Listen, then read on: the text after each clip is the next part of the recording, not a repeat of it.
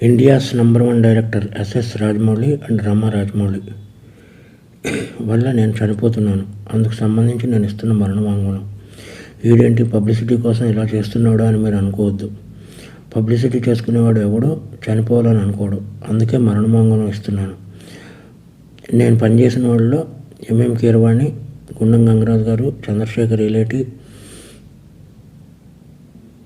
అను Raghavapudi, Mythri movies M O Cherry, dream farmer Sudheer, ఇలా list చెప్పుకుంటూ పోతే చాలా ఉంది. వీళ్ళందరికీ మా ఫ్రెండ్షిప్ గురించి తెలుసు. మేము ఎంత క్లోజ్ ఫ్రెండ్స్ ఏంటి అనేది అందరికీ తెలుసు. స్టోరీలోకి వస్తే మాది 1990 నుంచి ఫ్రెండ్స్. మాది 34 సంవత్సరాల ఫ్రెండ్షిప్. రామాయణం, మహాభారతం ఆడవాళ్ళ వల్ల జరిగాయి అంటే ఏంటో అనుకున్నాను, కానీ ఒక అమ్మాయి వల్ల మేము ఇలా అవ్వాల్సి వస్తుందని కళ్ళలో కూడా ఊహించలేదు. అందరి జీవితాలలోనే మా జీవితంలో కూడా ఒక అమ్మాయి ప్రవేశించింది. ముందు రాజమౌళి, తర్వాత నేను. As it is triangle love story, Arya 2.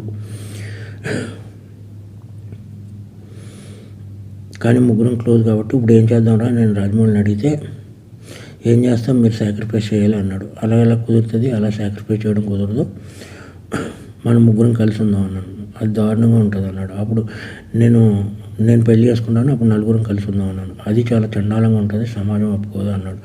పరిస్థితి ఏంటంటే కాలం అన్నీ మార్చేస్తుంది, మీరు సాక్రిఫైస్ అవ్వండి అన్నాడు. ఓకే అని చెప్పి నేను సాక్రిఫైస్ అయిపోయాను. ఎందుకంటే కెరియర్ బిగినింగ్లో ఉన్నాం, ఎవరో వర్క్ లేదు. ఇదంతా శాంతినివాసన్ కంటే ముందు జరిగిన విషయం. అప్పటికి ఇంకా కెరియర్ పీక్స్ రాలేదు.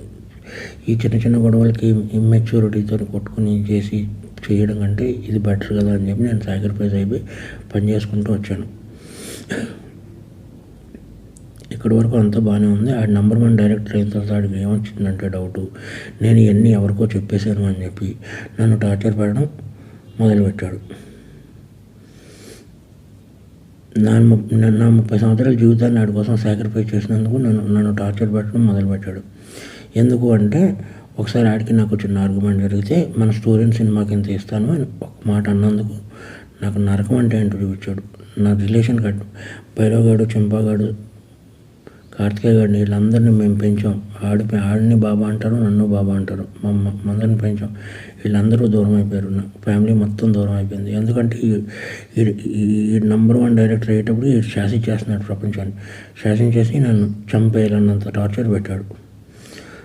ప్లస్ నేను గాడ్సన్ కాదు, అండ్ మహాత్మను చేయడానికి నేను శ్రీను.